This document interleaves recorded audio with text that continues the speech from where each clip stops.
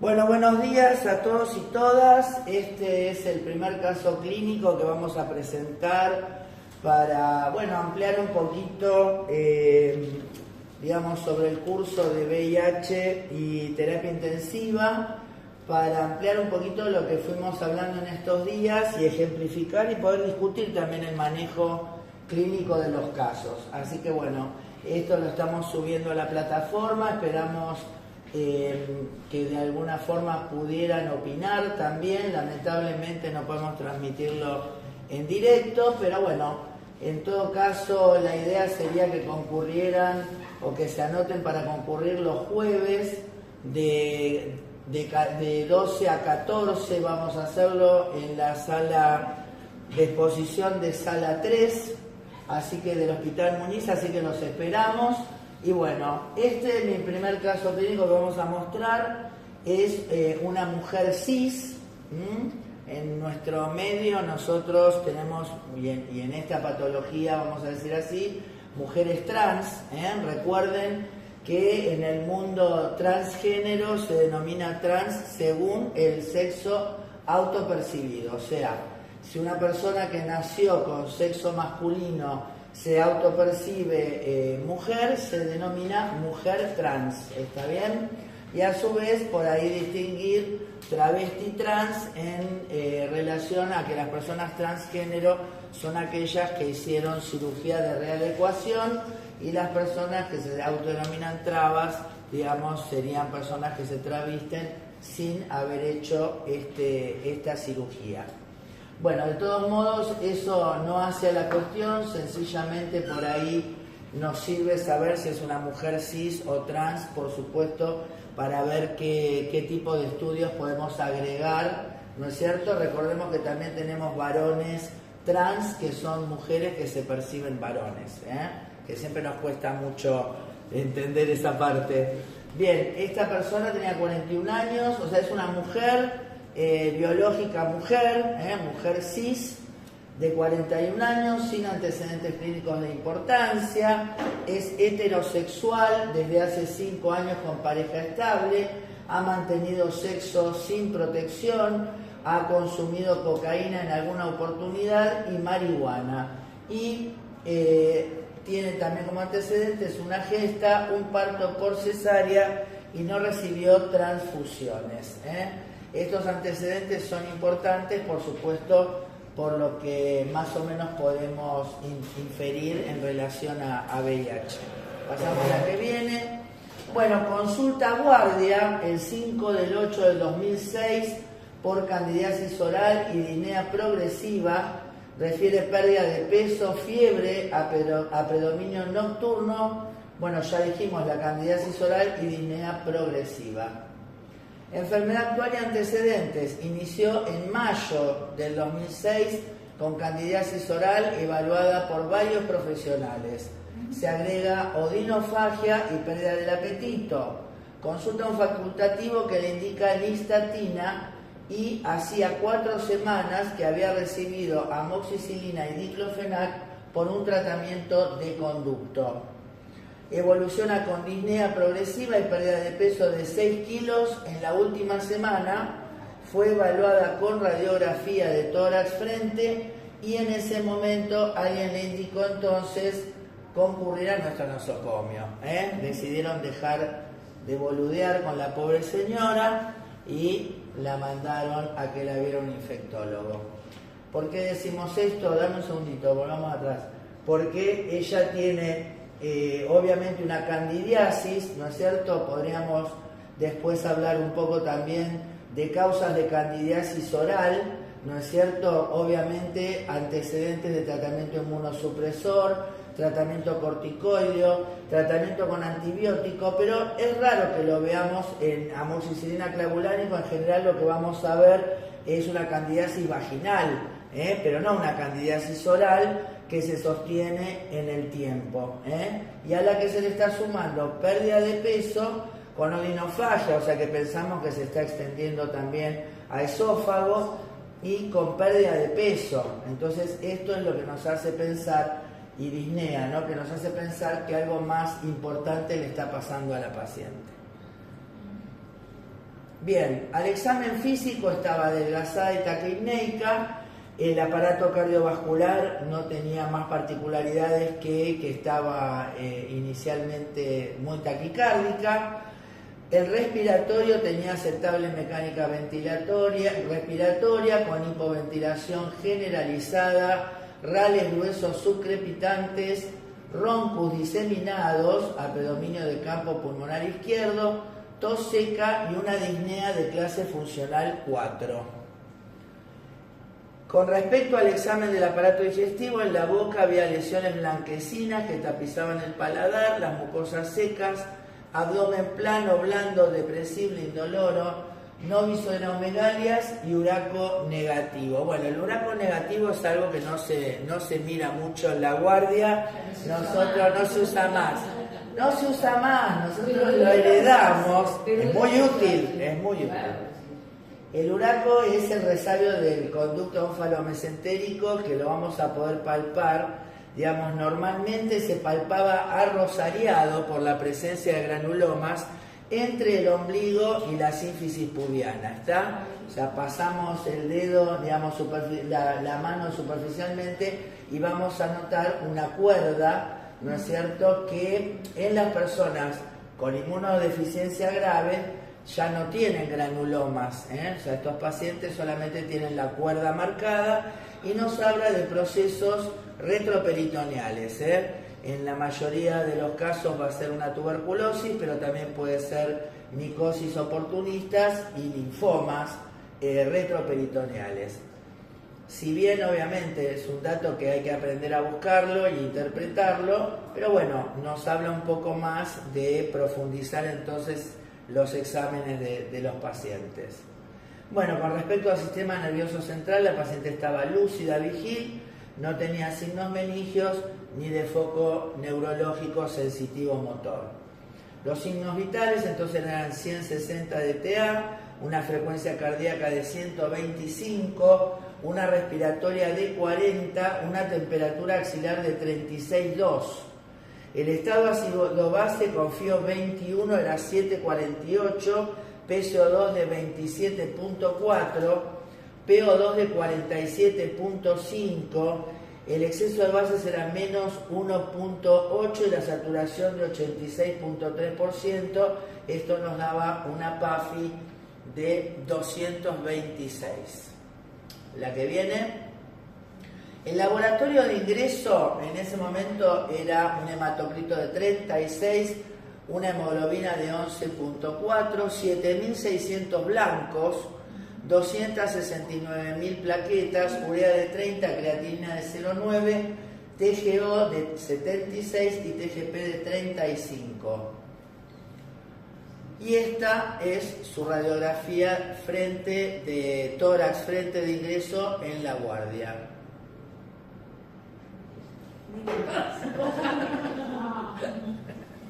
Queremos compartir con ustedes, ¿no?, la creatividad de los compañeros, así que así se ponía, digamos, para ver cómo era la radiografía, ¿no? O sea que acá lo que deducimos era que estaba llena de tractos o de alguna cosa. Bueno, vamos a... Sí, una cosa, sí. Muy bien hecho.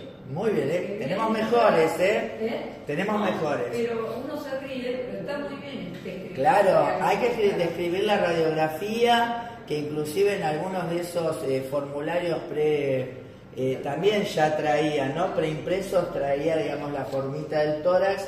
Y es importante porque, por ejemplo, nosotros hoy con la digitalización hay veces que no tenés acceso a lo que se ve, ¿no es cierto?, en las radiografías. Y bueno, un primer approach. Sigamos. Una cuota de amor. Se indica dexametasona en guardia, Se pusieron las pilas los colegas. Vamos a... ¿y qué más pasa? Ingresa sala 2, cama 2. En realidad después pobre fue y vino porque en ese momento en sala 2 no se ventilaba a los pacientes, etcétera, etcétera. Así que bueno, ingresa a sala 2, cama 2.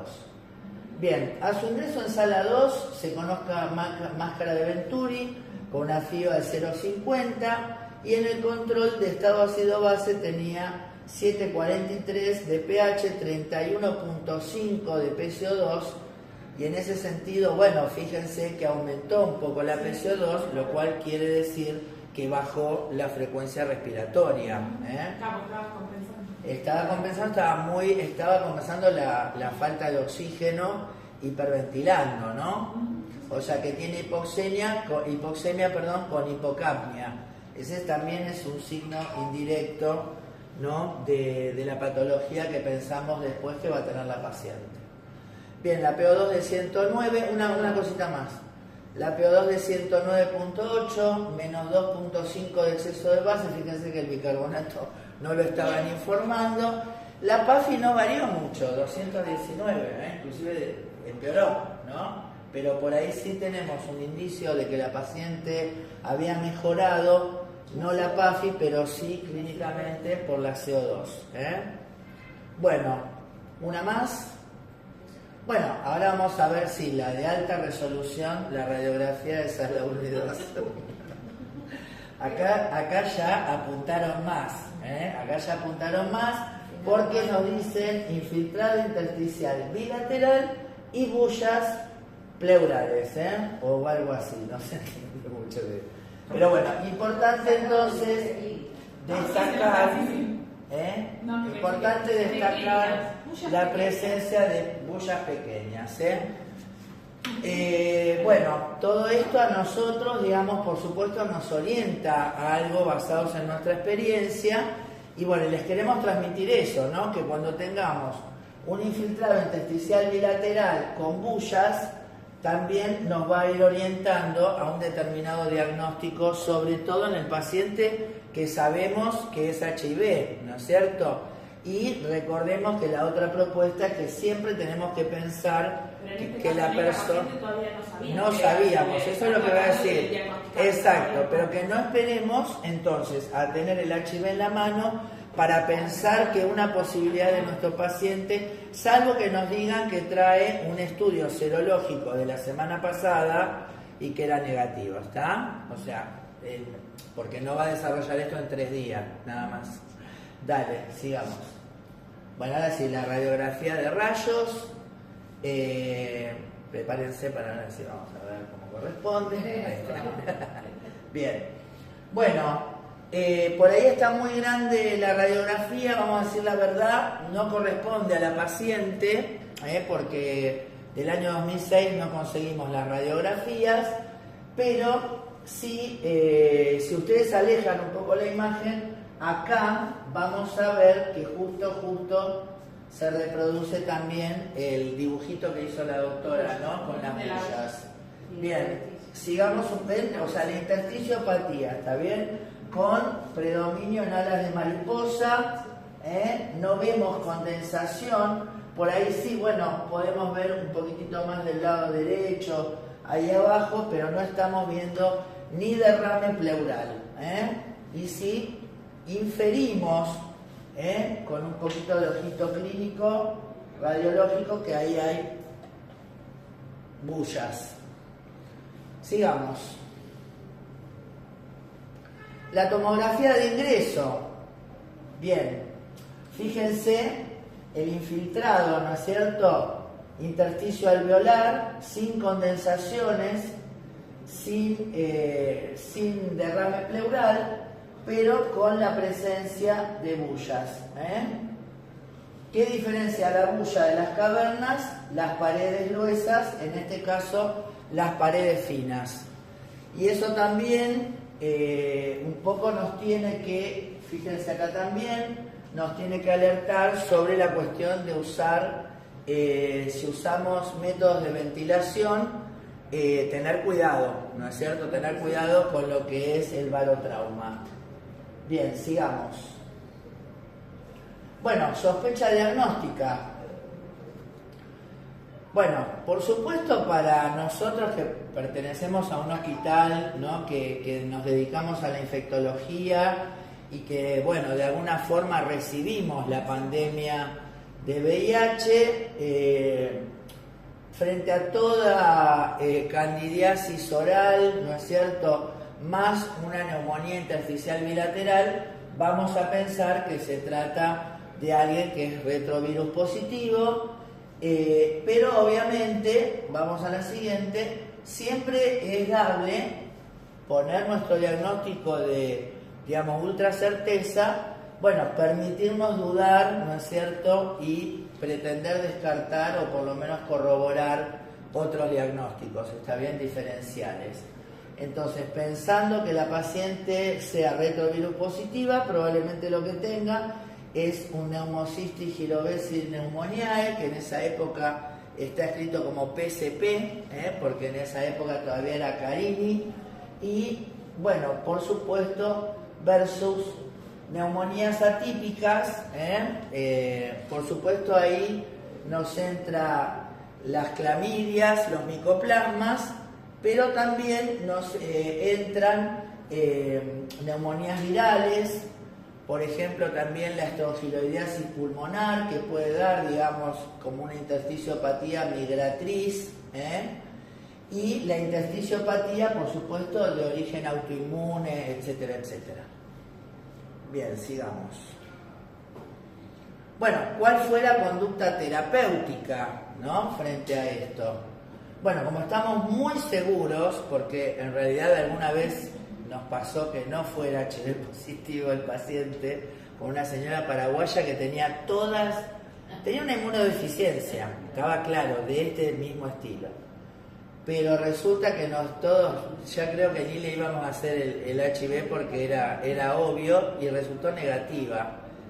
Un caso que estuvo en sala 2 mucho tiempo, una señora HIV negativa.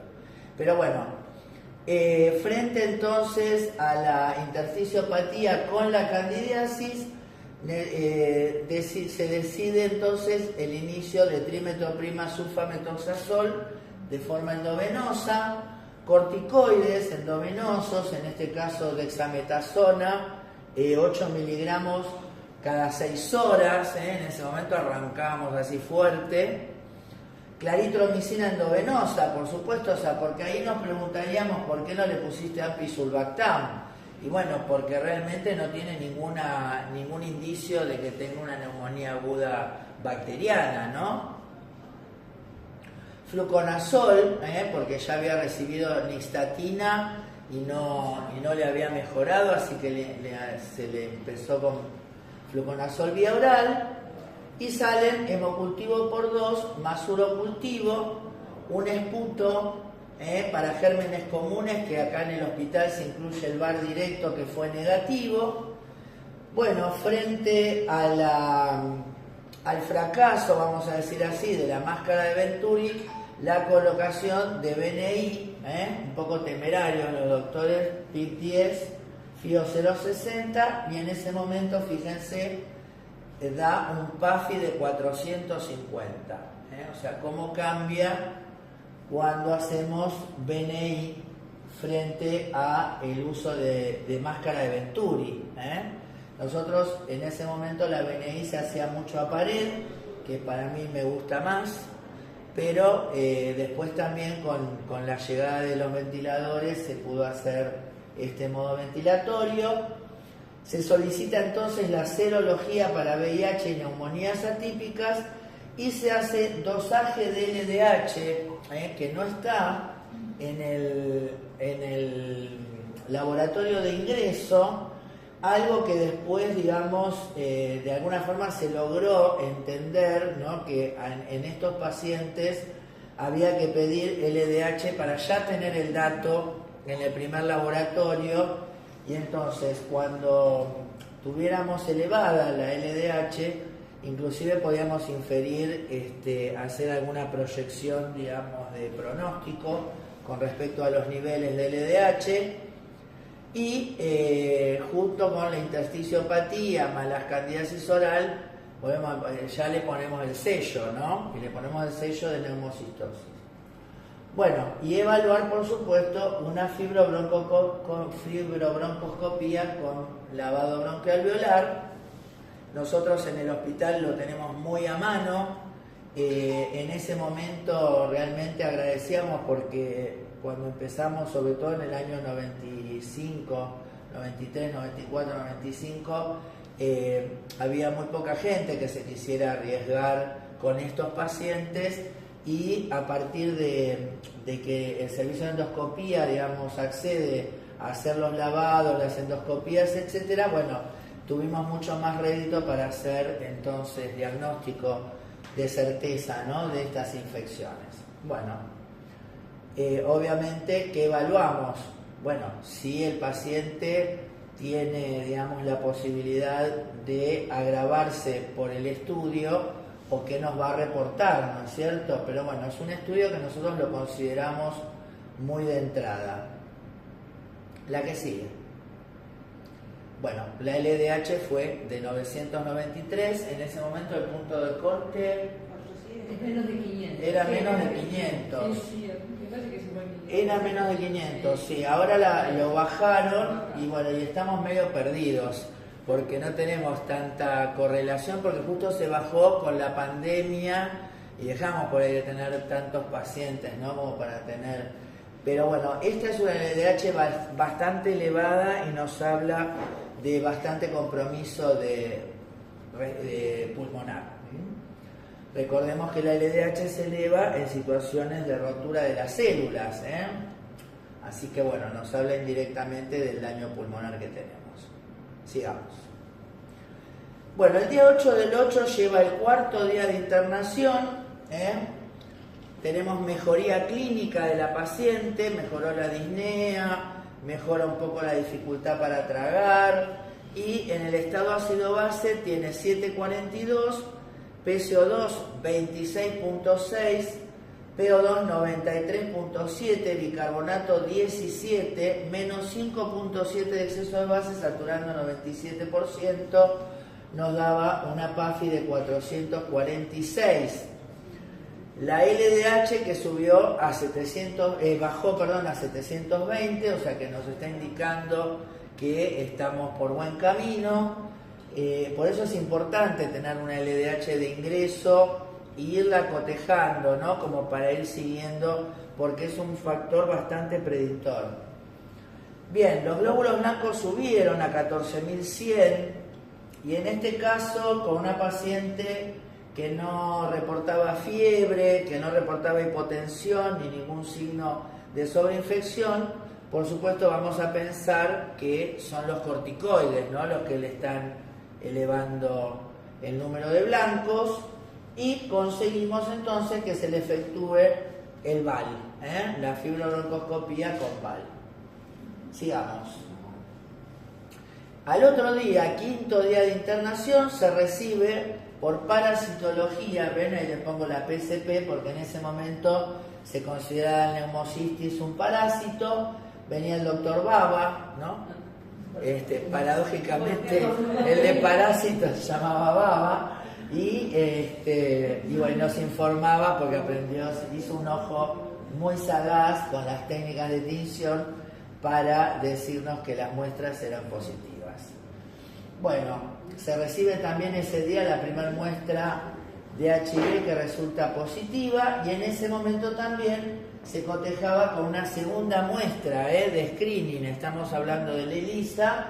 Hoy por hoy ya tenemos lo que son ELISA de cuarta generación, que incluye también la búsqueda del P24, entonces ya directamente cuando la primera muestra es positiva se considera positivo y ya con una segunda muestra se hace CD4 y carga viral. Pero eso es el manejo que, bueno, 20 años después se consiguió, digamos, tener dentro de lo que es el laboratorio del hospital. Bien, se informa que los hemocultivos y el punto de ingreso fueron negativos. Sigamos. ¿Cuál fue entonces la conducta terapéutica? ¿Alguien quiere decir algo? ¿A alguien se le ocurre algo? Tenemos 5 días de tratamiento, subieron los blancos por los corticoides. Le bajamos los corticoides. Muy bien, no mucho igual. No mucho, 8 por 3, 24, Y suspendíamos, la BNI, por 5 días tuvo BNI la paciente, pasamos nuevamente a máscara de Venturi. Sigamos. Séptimo día de internación, el 11 del 8, la evolución es favorable, sigamos, conducta terapéutica, bajamos el Bactrim a vía oral, tenía el Bactrim endovenoso por vía periférica y entonces se decide ya con 7 días de tratamiento que va bien, bueno, probamos, la bajamos, sigamos. Entonces pasa Bactrim a vía oral y se suspendió la claritromicina porque ya nos parece alejado el diagnóstico de una neumonía atípica típica. Bien, sigamos. El 17 del 8 es el día 13 de internación y la LDH está en 661. Sigamos. Conducta terapéutica. Pasa la prednisona volver para atrás, ¿no?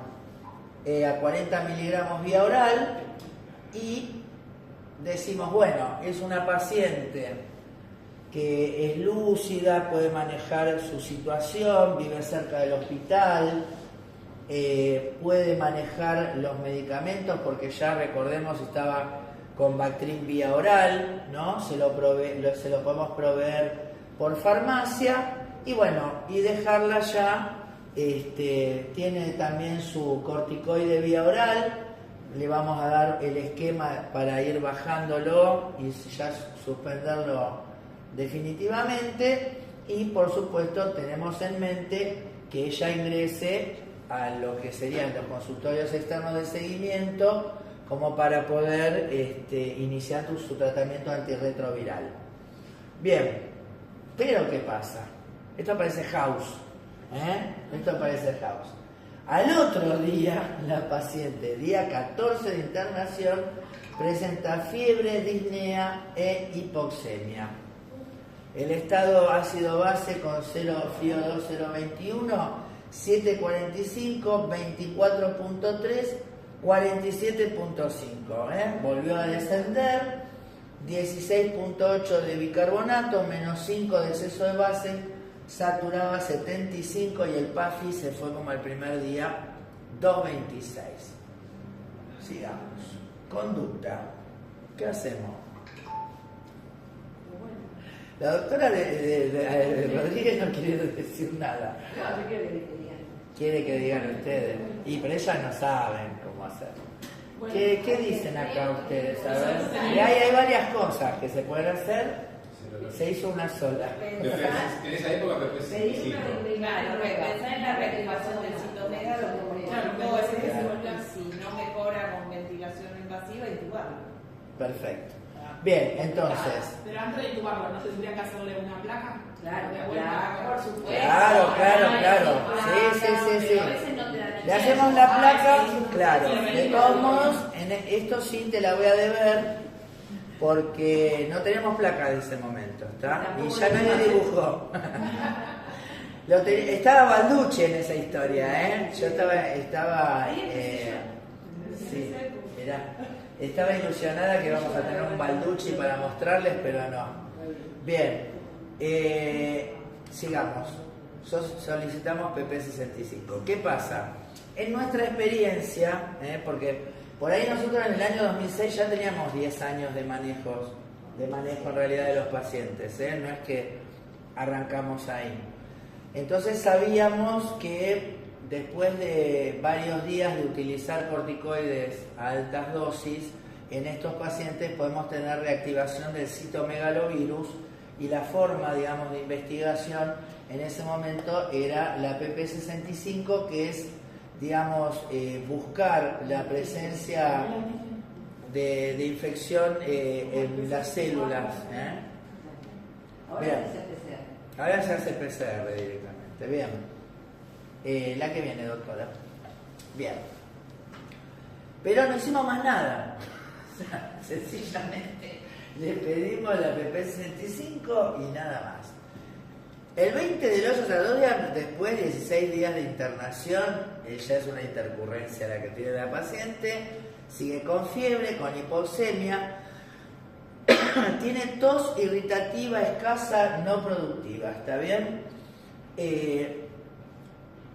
aumentan los infiltrados radiológicos. Por ahí acá lo que podría buscar es de nuestro paciente, el que nos prestó la placa y todo, que también tuvo citomegalovirus, porque es el uno de esa, la 1. Fíjense entonces el estado ácido base sigue, miren, una PO2 de 46, con 84 de saturación, con la PAFI que cayó más todavía a 220. En el laboratorio los blancos son de 8500 y la LDH vuelve a picar, mírenla, a 1200, todavía más que al principio. El laboratorio se completa con un hematocrito de 33, hemoglobina de 11.7, 161.000 plaquetas, glucemia de 115, urea 44 y creatinina 0.82. Entonces, bueno, nosotros un poco podría decir, bueno, nos la jugamos, ¿no? De no haber puesto por ahí hoy, digamos, dirían, bueno, pero no pensaste en la intrahospitalaria. Pero fíjense que aumentan los infiltrados radiológicos, pero ahora nos hablan de consolidación, la tos es no productiva y el laboratorio los blancos están bajos, ¿no? Puede ser que le damos Sí, claro. otra bacteria porque acá ninguno deprimido. Porque aparte tuvo un procedimiento invasivo que fue una endoscopía, entonces uno a veces en un mejoramiento siempre con esta paciente inicia el tema también para el neumonía.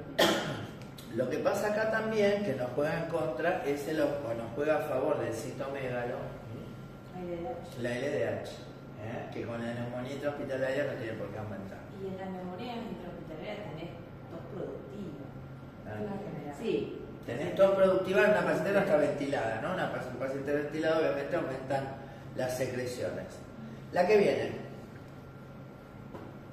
Bueno, entonces, nuestra sospecha diagnóstica se basa entonces en insuficiencia respiratoria de ingreso, ¿no? Con una neumonía por neumocistis por VAL, con un tratamiento con Bactrim más corticoides endovenosos por 7 días, que luego pasó a vía oral, y ahora tenemos hipoxemia, aumento de los infiltrados sin condensaciones, los glóbulos blancos normales, el aumento de la LDH y la tos sin expectoración. Entonces, una cuestión que puede estar pasando es que sea una especie de exacerbación de la neumocistosis, pensando que hicimos un tratamiento insuficiente con el Bactrim que pasamos a vía oral, que siempre vamos a tener, digamos, el problema de la absorción. La reactivación del CMV, por supuesto, para nosotros está en primer lugar, ¿no? La infección intrahospitalaria, como estábamos diciendo, y la presencia de otra infección marcadora, ¿no? Por supuesto que el citomegalovirus tiene que ver con la inmunodeficiencia, pero las altas dosis de corticoides nos pueden llevar a otra infección marcadora, por ejemplo un criptococo, un histoplasma, más que nada, ¿no? Bien, la que sigue. Conducta terapéutica. ¿Qué hicimos con la paciente? Le agregamos anciclovir y con respecto a la ventilación, la paciente estaba con máscara de Venturi todavía. Así que volvemos a BNI. Volvemos a BNI. Entonces, la recolocación de la BNI, en este caso le ponemos un catéter, nos dignamos y le pusimos un catéter de vía central. Le recolocamos el Bactrim parenteral y le iniciamos el ganciclovir. Como la paciente tenía 40 kilos de peso, en este caso la dosis se adecua y nos daba 200 miligramos endovenosos cada 12 horas y solicitamos entonces hemocultivos para hongos y VAR y evaluamos una nueva fibrobroncoscopía con VAL, ¿no? Por supuesto, volvemos al punto. ¿Cuál? ella seguía con el tratamiento para el fluconazol, para los hongos, a todo esto, o ya se lo habían cortado. A todo esto se lo habían cortado. Se lo habían cortado. Bien, volvemos al punto de que, por supuesto que en los pacientes que tienen este tipo de evolución, una fibrobroncoscopía nos puede ayudar en la obtención de material, pero siempre vamos a evaluar en una paciente que está tan al límite, si procedemos o si, por ejemplo, primero se ventila y después se hace el VAL. Ese es más invasivo, digamos, ¿no? Si la paciente solamente está ventilada con BNI. Bien, sigamos. Bien, el día 22 de agosto la paciente lleva 18º día de internación, se recibe la PP65 positiva, 285 células. Ahí, por supuesto, con la colega que decidimos un domingo ponerle el tratamiento y no ponerle ninguna otra cosa, respiramos, dijimos, bueno, bien, el ojo clínico. La BNI en PIC de 20 y una FIO de 0,5 levanta entonces la PO2 a 205. Fíjense otra vez la PCO2 en 31.8. El bicarbonato, que siempre venía como un poquito bajo con exceso de bases negativos, tenía 19.5, saturando 99%, tiene una PAFI de 410. Sigamos. El 23 del 8 lleva 19 días, la BNI se baja a 15 y la PIP y la FIO a 0,3. Esto nos da una PO2 de 281 con una PAFI de más de 600. La LDH nos bajó un poco más lentamente, ¿no? De 1200 a 980. Y tenemos un hematocrito de 28, unos glóbulos blancos de 7200 y plaquetas de 136.000. Y bueno, decidimos entonces solicitarle el CD4 como forma ya de irnos orientando al inicio de tratamiento, pero presuponemos, por supuesto, que está por debajo de 200. Sigamos. El 24 del 8 lleva 20 días de internación, la LDH está en 888, se recibe la BDRL no reactiva con la hepatitis B y C negativas, y ahí ya la pasamos a Venturi, 0,35%, el estado ácido base de control, fíjense, 742, 32.8, 102, 21 de bicarbonato, menos 2,5 de exceso de base, saturando 98, ya tenemos una PAFI de 300. Sigamos.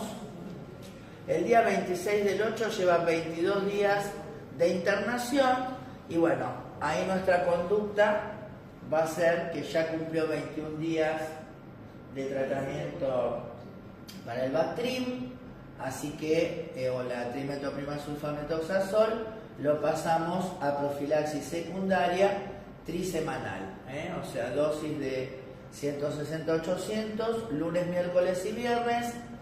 Hay otros regímenes que serían diarios, de 80-400. Y sigamos. El 29 del 8 entonces lleva 25 días de internación y se inician los trámites para el inicio de tratamiento antirretroviral de la paciente. Esto lo ponemos, más allá que porque lo puse yo, no, de cómo a veces nuestras historias clínicas son un poco como la nota de la carnicería, ¿no? O sea, tramitamos carga viral, quedó el papel en la coordinación, se tramitó el antirretro, que es lo que pedimos, se le entrega al marido, resumen de historia clínica, indicación de tratamiento para tramitar con tarjetas del Servicio Social para la provisión. Sigamos. En ese momento no había ni internet, ni computadora. Nada. No, y había que consignar para que el colega que viniera obviamente tuviera claro qué se estaba haciendo, ¿no? Porque justamente por ahí las terapias intensivas no tienen mucho contacto a veces con los servicios sociales. Para nosotros es fundamental tener la evaluación del servicio social y el acompañamiento para el inicio del TARGA, que se da gratuitamente, pero por supuesto el paciente tiene que estar registrado. Bueno, entonces el mismo 29 del 8 se inicia el tratamiento antirretroviral. Ese mismo 29 del 8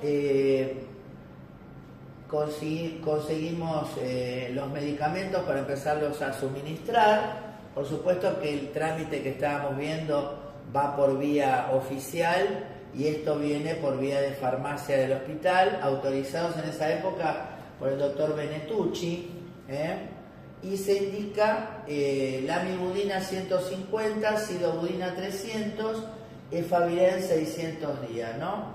El 3-TC y el AZT son coformulados para 2 comprimidos por día y el efavirenz 600 miligramos a la noche. Obviamente hoy se inicia por ahí, se reemplazan el 3-TC por, el AZT se podría reemplazar por abacavir y el efavirenz hoy por dolutegravir, ¿no? Y la dosis de la lamivudina no era 150, era 600. Claro, pero no. La de ahora, Ah, 300. ahora sí, ahora es una por día. Lo que pasa que era así porque era 300 días, pero acompañaba la ZT, que se da 2 veces por día. Esa fue la diferencia. Bien, tenía como desde el primer momento semiología en base pulmonar derecha, ¿se acuerdan que habíamos visto eso? Solicitan la radiografía de tórax que corrobora que hay un infiltrado y tiene un laboratorio que informa hematocrito 34.4, los glóbulos blancos de 3.900 y 167.000 plaquetas. ¿Por qué es importante los glóbulos blancos? Y bueno, por supuesto, si se me está agregando semiología y tengo un aumento en los glóbulos blancos, voy a pensar que estoy haciendo una neumonía intrahospitalaria, pero también me va a servir para ver el impacto que tenga el ganciclovir dentro de la médula, porque lo que causa es una pancitopenia, sobre todo con caída de los glóbulos blancos más que nada, ¿está? Bien, sigamos, 29 del 8, conducta, entonces, sigamos. Se mantiene conducta expectante. No hacemos nada. Sigamos. El 30 del 8 lleva 26 días de internación y a las 6:30 de la mañana le agarran dolor en miembros inferiores de raíz a pies en ambas manos, que lo refiere como pinchazos. Entonces acá, obviamente, podemos pensar en una polineuropatía, digamos, que haya agregado, que tenga, claro, o que tenga como efecto de los antirretrovirales, que es raro, ¿no?, que dieran estos antirretrovirales o acidosis, lactacidosis, por ejemplo. Sigamos. Cede parcialmente con diclofenac y contención emocional. Tu abrazo. ¿Quién habrá dado ese abrazo? No, debo haber sido yo. Bueno, después se puso psicólogo de guardia 24 horas. Bueno, esto, fíjense, ¿no? Que estaba Silvi de guardia, muchas veces vemos, bueno, obviamente vamos a ver en qué termina esto, ¿no? Este episodio, porque por ahí no era nada de esto, pero bueno, cierta situación, sobre todo en las mujeres heterosexuales, no adictas, donde, bueno, la paciente fue anoticiada de su condición, y obviamente todo lo que le está pasando la afecta, y bueno, puede ser lo que hoy llamamos también un ataque de pánico, ¿no? que incluye hiperventilación, entonces puede tener ese tipo de cuadros de parestesias, etcétera, etcétera. Pero obviamente antes, más allá de que esto es lo obvio, porque puede tener, inclusive puede tener una polineuropatía, igual necesitar contención emocional, ¿no? Más que nunca. Pero, digo, para antes de poner el sello que lo que le pasa es algo, sí, obviamente tenemos que descartar cualquier intercurrencia clínica. Sigamos. Más tarde, ese mismo día, no era solo emocional, chicas, tenía un pico febril de 38,7 que se dio con ibuprofeno, le hacen estado ácido-base, fíjense, vuelve a caer un poco la PAFI, 743, 32.1, 108 de PO2, bicarbonato de 20,9, pero fíjense que en ningún momento nos referimos a, por ejemplo, caída de la presión, ¿no? Requerimiento de inotrópicos, eso es un poco también lo indirecto que usamos para darnos cierto margen, ¿no? Por ahí hoy, sí, llegó el alumno Domínguez. Disculpe, ¿empezamos? Sí, ahí empezamos. Bien. Al examen físico lo que encuentran es que la vía central está dolorosa, ¿está bien? Sigamos. Conducta. Sacarla bien y cultivarla. O sea, tiene fiebre, empezó a pasarle algo, entonces se decide, se retira la vía central, se manda punta de catéter más hemocultivo por 2 y se inicia fluconazol por lo de la candidiasis que le volvió. Sigamos. Ya casi terminamos, ¿no? Porque llegó él nada más. El 1 del 9 lleva 28 días de internación.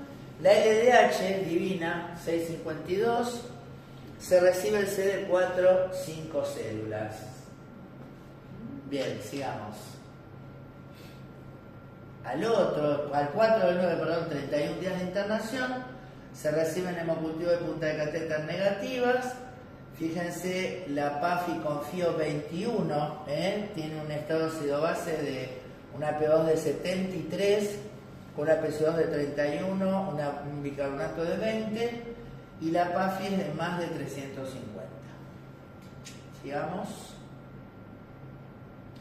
Al otro día, 5 del 9, lleva 32 días de internación, cumple 21 días de Bactrim, que pasó a profilaxis secundaria, cumple ganciclovir 21 días y cumple tratamiento antirretroviral 7º día. Entonces, se decide dar el alta.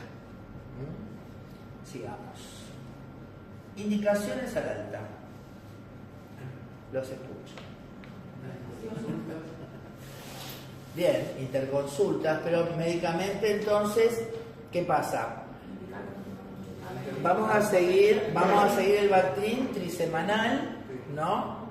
El ganciclovir tenía 15 días de tratamiento, en ese momento para nosotros era 21 días de tratamiento, nos faltan 7 días de 2 dosis por día, y recién después va a pasar a profilaxis secundaria con una dosis de lunes a viernes.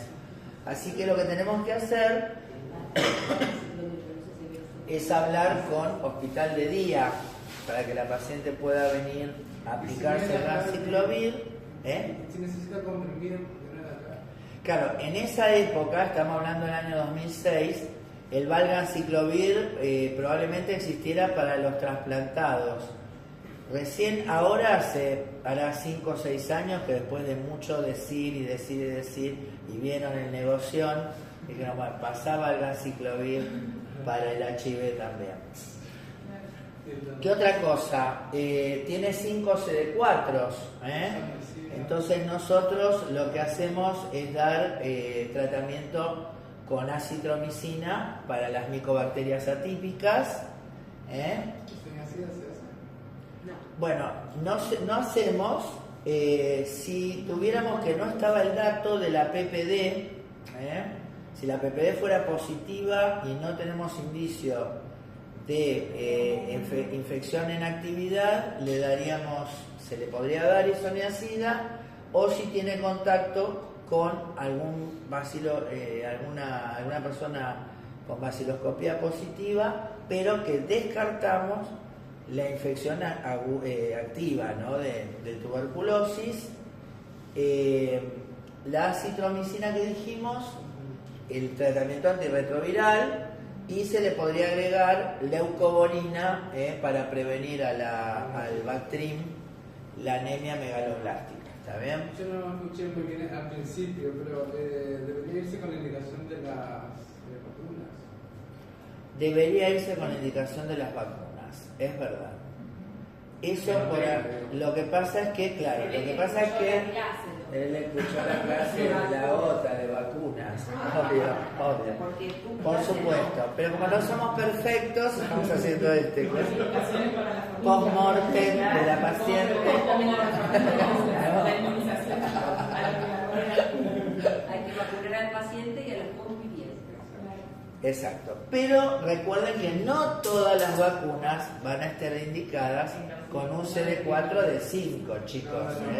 Todas las que sean a virus atenuados o, por ejemplo, la misma BCG no se la vamos a dar, porque recuerden que en Estados Unidos aparecieron personas que después eran homosexuales con tuberculosis por el bacilo de Calmette-Guerin, y ahí se dieron cuenta también el tema del HIV. Bueno, sigamos. Vamos a ver qué le indicamos. Bueno, continuar con el ganciclovir, sigamos. El Bactrim, iniciar la acitromicina, sigamos. Pautas de alarma. Es importante a los pacientes que se van de alta darles pautas de alarma. Por supuesto, esta paciente, por ejemplo, no tuvo invasión con respecto al ARM, no tuvo sonda vesical, por ejemplo. Pero bueno, en general las pautas de alarma son el desarrollo de fiebre, la aparición de tos, diarrea, dolor abdominal o disuria. Y la aparición de estos fenómenos hasta 10 días después del alta. ¿Y esto por qué lo decimos? Porque muchos pacientes que estuvieron muchos días se van, tienen fiebre a los 2 o 3 días, el familiar le dice, bueno, vamos al hospital, y el paciente dice, no, porque estuve mucho tiempo, ¿no? Demora, viene a los 2 días de eso, y al día 3 está muerto porque, pero es que nos pasó un montón de veces.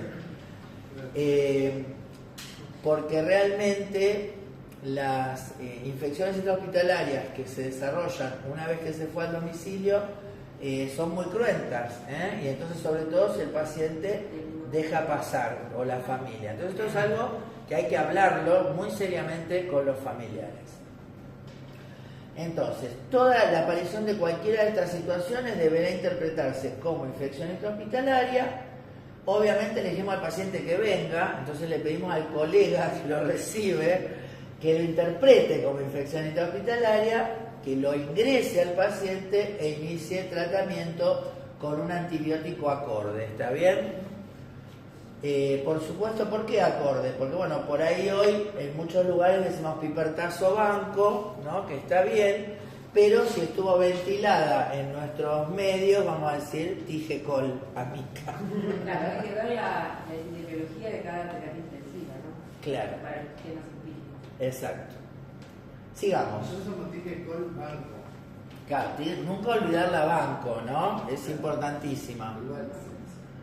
Bien, continuar tratamiento psicológico, que vemos que no todos lo hacen. Referencia a grupos de pares, Nosotros en el hospital tenemos lo que llaman grupos de pares, que son personas que también viven con VIH, que tienen mucho tiempo, entonces que sirven, digamos, de ejemplo, de acompañamiento, de reflexión. Eso está muy bueno porque las personas pierden el miedo a lo que les está pasando, adquieren manejo, hay como un relieve, ¿no? O sea, ya no es todo plano, esto me pasa a mí sola o a mí solo, digo, ¿no? Me siento el único en el mundo, etcétera, etcétera. el grupo de pares es muy muy útil para mostrar eso, ¿no? Y el acompañamiento. Bueno, sigamos. Ser feliz.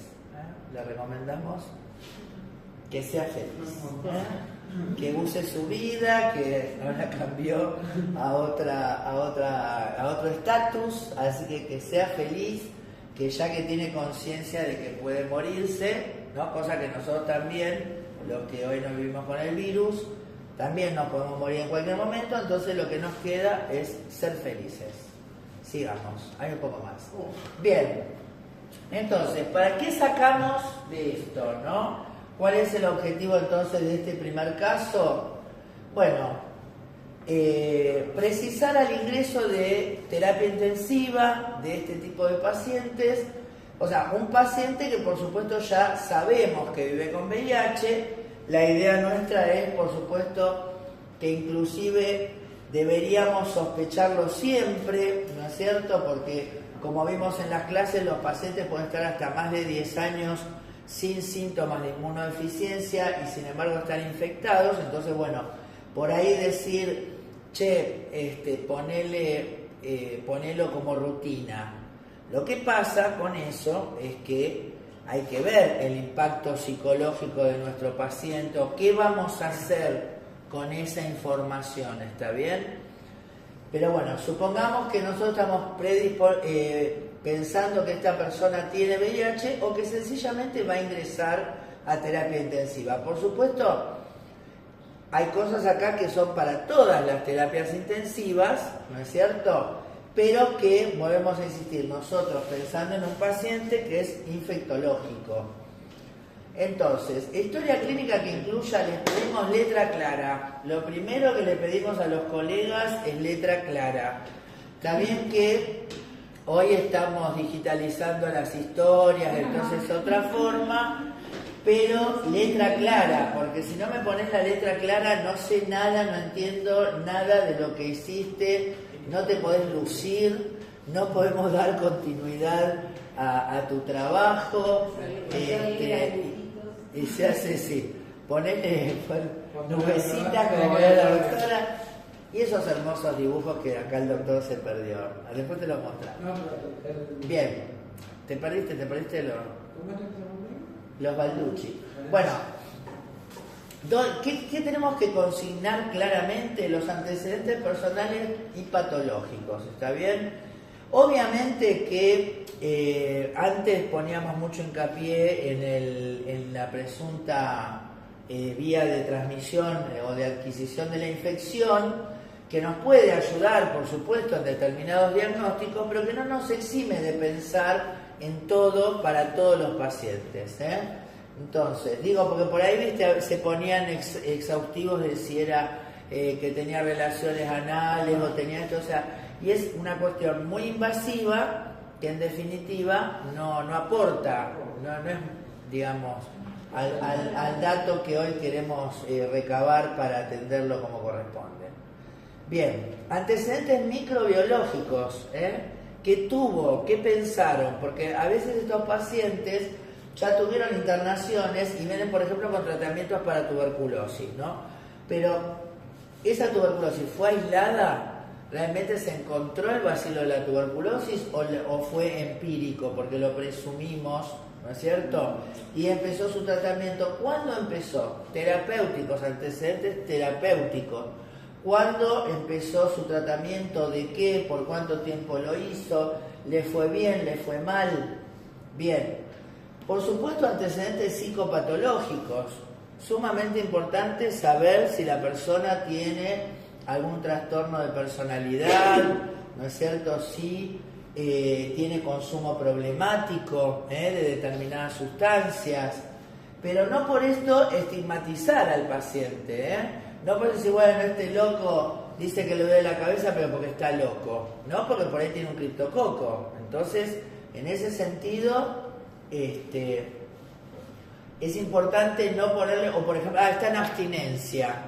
Ya cuando todos decimos está en abstinencia, cualquier cosa que le pasa a la persona es abstinencia, como médicos estamos fallando, porque la abstinencia es importante en el consumo de opiáceos, o por ahí de algunas otras sustancias, pero no en una persona, por ejemplo, que fuma marihuana, ni siquiera en la cocaína está demostrado el síndrome de abstinencia. Entonces, antes de achacarle a una cuestión psicológica, psicosomática, de consumo, etcétera, etcétera, algo que le está pasando al paciente, tenemos que descartar que no se trate de algo orgánico. Antecedentes socioeconómicos. Por eso decíamos, es importante la evaluación por el servicio social. ¿Por qué? Porque obviamente no es lo mismo un paciente que tiene una familia contenedora, con un domicilio, que vive a otro que vive en la calle, que en la familia están todos peleados, etcétera, etcétera, ¿no? No es lo mismo. También porque hay muchas ayudas o mucha asistencia de distintos tipos para los pacientes. Para los pacientes que tienen HIV-Sida. Entonces es importante contar con esa evaluación. Bueno, lo que decíamos, ¿no? Un examen físico exhaustivo, buscar estigmas de procesos asociados, por ejemplo, lesiones orales, donde podemos ver úlceras por histoplasma, podemos ver cáncer de piso de boca, podemos ver leucoplasia oral vellosa, podemos ver herpes, las lesiones anales para ver secundarismo sifilítico o HPV o fisuras anales o abscesos. En la cavidad oral también podemos buscar sarcoma de Kaposi. Las lesiones cutáneas, bueno, todo lo que hablamos, molusco contagioso, lesiones herpéticas, la presencia de lesiones que nos orienten al histoplasma. Y con respecto a las lesiones genitales, lo mismo, ¿no? El HPV, la sífilis, lo que serían todas las infecciones de transmisión sexual, el MUDET, ¿sí? Bien. Imágenes y estudios complementarios. Entonces decíamos, lo que está en negrita un poco sería como lo que sí o sí tiene que incluir un examen general de ingreso. Entonces, por ejemplo, en imágenes, obviamente una radiografía de tórax frente, y yo le pongo acá frontonazo, placa y mentonazo, por supuesto si el paciente tiene cefalea y queremos descartar que tenga una sinusitis, o en una meningitis bacteriana también para ver un foco parameningio. Después, la tomografía de tórax y cerebro. Para nosotros, bueno, hubo años que no había tomógrafo, así que había que llevarse el paciente a otro hospital. Obviamente la tomografía de cerebro, por ahí uno dice, bueno, la dejo si no tiene síntomas neurológicos y no se la hago, ¿no? Pero si tiene un cuadro respiratorio, para nosotros hace una diferencia, más allá de que en ese momento que no había tomógrafo por ahí en el hospital, o en los momentos que no lo hubo, bueno, obviamente los pacientes que se llevaban a taquear eran seleccionados y nos arreglábamos con las radiografías de tórax. Pero si yo puedo llevar un paciente a tomografía, o le hago una PANTAC, porque pienso que por ahí después no lo voy a poder trasladar según el estado del paciente, pero si solamente lo llevara, por ejemplo, a hacer una tomografía de tórax, también le haría una de cerebro. ¿Por qué? Porque hay una evolución del HIV, digamos, independientemente inclusive de la inmunodeficiencia, que es lo que llamamos complejo demencial asociado al HIV, que entonces es importante ver, por ejemplo, si hay mucha atrofia cortical y la presencia de lesiones que por ahí caen en sitios que no dan síntomas, pero que son un dato. Por ejemplo, la toxoplasmosis o los linfomas, que por ahí están, o meningiomas, que están en algún lugar que todavía no te van a dar síntomas, o bueno, ni que hablar si el paciente ingresa con algo neurológico, ¿no? Eso, ni que hablar. Electrocardiograma.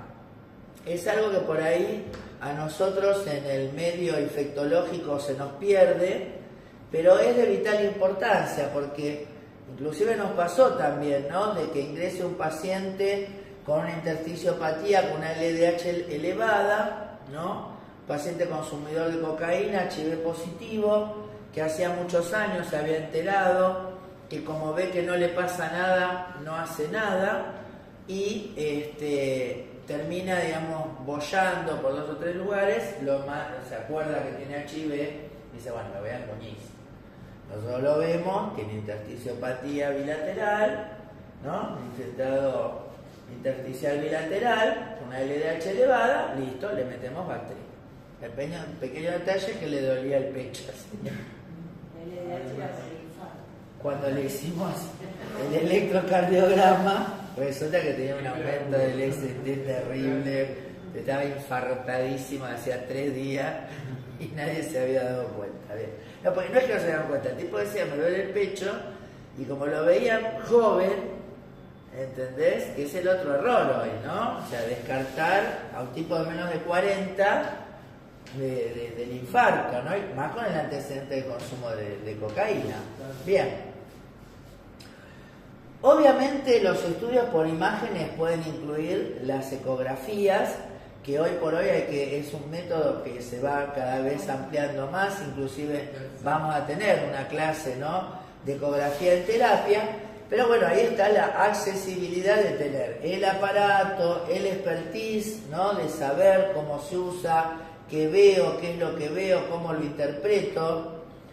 El ecodoppler, el ecodoppler fundamental para nosotros hoy para ver no solo el funcionamiento cardíaco, sino en algunos casos ver los vasos de cuello. Doppler transcraniano que también acá. Exactamente, y el Doppler transcraniano que nos sirve entonces en patología neurológica para evaluar qué es lo que está pasando, ¿no?, y anticiparnos por ahí a muerte cerebral, etcétera, etcétera. Bueno, y como decíamos acá, la fibrobroncoscopía con VAL y biopsia, que nos sirve entonces para cultivos, directo y cultivo de gérmenes comunes, micobacterias, hongos, parásitos, citología y anatomía patológica. Muchas veces por VAL vemos lesiones compatibles con sarcoma de Kaposi en la mucosa traqueal, y esto también nos permite inferir, por ejemplo, en determinadas radiografías o tomografías, que entonces lo que tiene el paciente es un Kaposi pulmonar. Estudios microbiológicos, entonces, hemocultivos para bacteriología, micología y VAR. Bueno, con respecto al hemocultivo para VAR, es la única patología en la que los hemocultivos rinden es en la inmunodeficiencia por HIV. O sea, ni siquiera en lo que se llamaba tuberculosis galopante, que era la insuficiencia, el shock cardiogénico por tuberculosis, se veía o se rescataba el Mycobacterium de la sangre, pero sí en el caso de las personas HIV. ¿Y por qué es importante pedirlo? Porque por ahí el paciente ingresa con estos síntomas, fíjense, pérdida de peso, dificultad respiratoria, etcétera, etcétera, y por ahí encontramos, sí, el neumocistis, etcétera, etcétera, pero después de unos días el paciente va a empezar con fiebre, con malestar, por ahí aparece con derrame pleural, etcétera, etcétera, o inflamación hepática, o el uraco.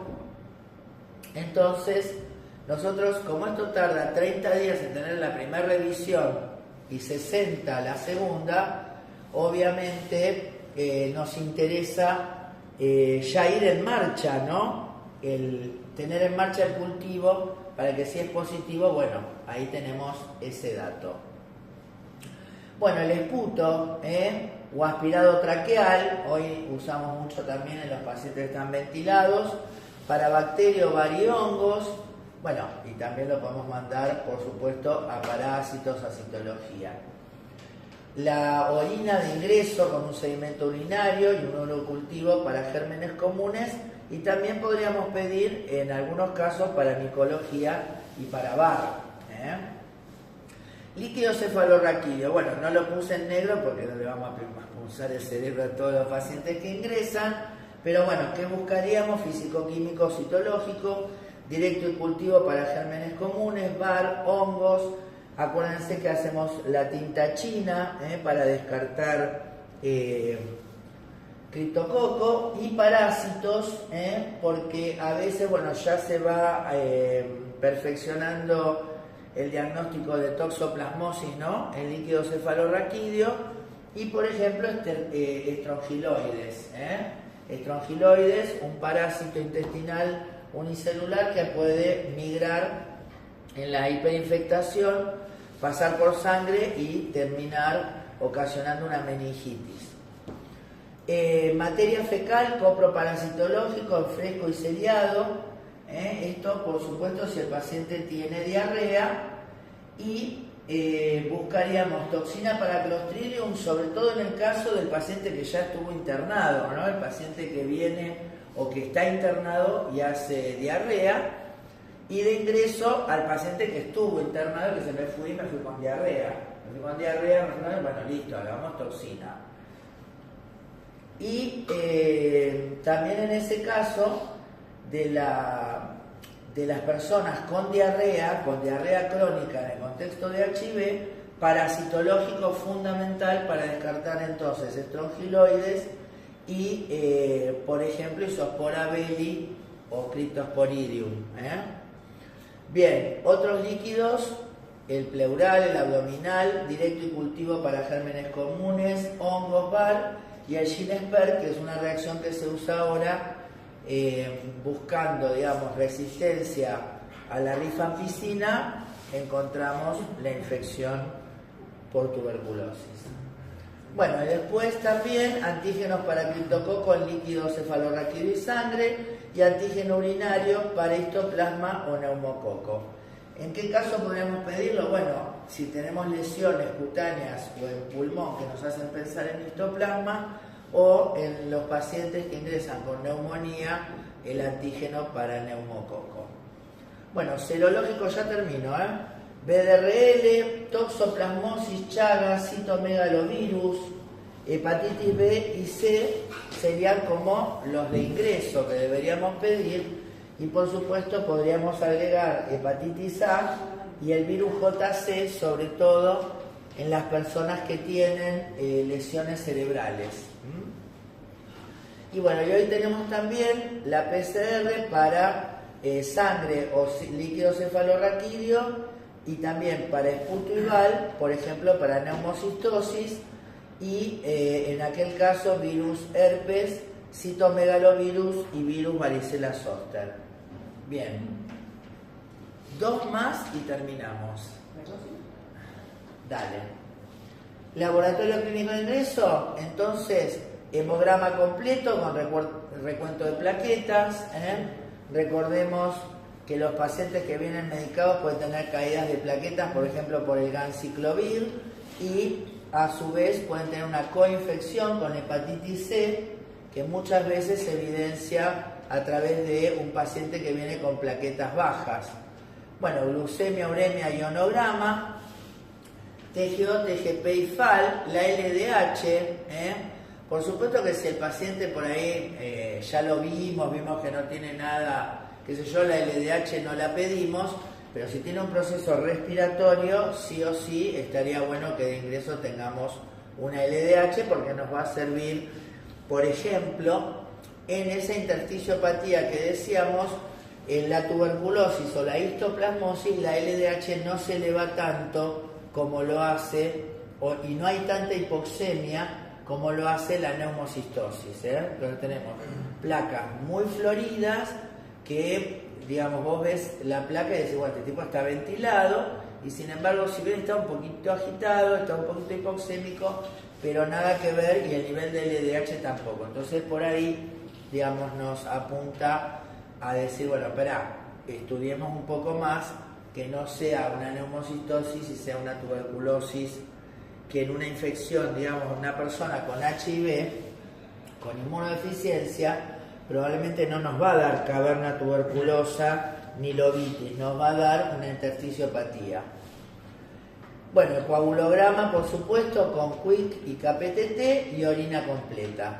Y para inicio y control, aparte, digamos, entonces, de esto que habíamos pedido, le agregaríamos un hepatograma completo, ¿no?, para ver la bilirrubina, un coagulograma también completo para ver indirectamente la función del hígado y de los factores de coagulación, proteínas totales y albúmina, el lipidograma, fundamental, colesterol y triglicéridos, sobre todo si pensamos que en algún momento vamos a empezar tratamiento antirretroviral o si tenemos, por supuesto, una persona que puede tener un evento cardiovascular. La milasemia, sobre todo si hay, por supuesto, un cuadro abdominal. El ionograma urinario, no es algo que lo pedimos de ingreso, pero en determinadas situaciones que empezamos a ver alteración y caída del sodio o el potasio, se nos hace importante tener este dato. Y la TSH, la hormona tiroidea, la pediría, digamos, de rutina en todos los pacientes porque hay hasta un 30% de personas en la población con alteraciones de la tiroides y que por ahí vamos a ver bradicardias o el paciente con ciertas cuestiones en su carácter de depresión, inclusive, bueno, un hipotiroidismo grave puede tener hasta derrame pleural, por ejemplo. Entonces, bueno, el paciente puede tener HIV, pero también tener problemas de tiroides, ¿no? Y la PSA, por supuesto, en las personas mayores de 40 años nos van también a aportar el dato para el manejo de estos pacientes. Bien, inmunológicos, sobre todo CD4, CD8 y carga viral para VIH. Por supuesto, si la persona tiene una hepatitis B o C, alguien puede pedir entonces una carga viral de estos otros virus. Y por ejemplo, si sospechamos alteraciones de la inmunidad con la autoinmunidad, también por supuesto podemos ampliarlo a otros factores inmunológicos, como puede ser el complemento o autoanticuerpos. Y no puse ahí, pero también los antígenos asociados a carcinomas o a cáncer. ¿Una más? Bueno, adjuntamos el testimonio de la paciente que está disponible en la plataforma, suponemos que a partir de hoy más tarde.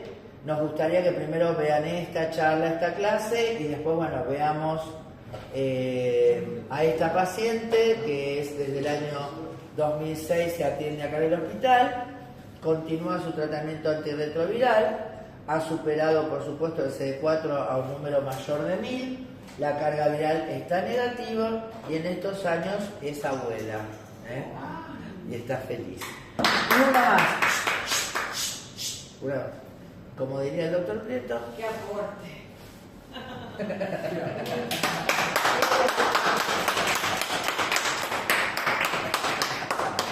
Voy a escapar.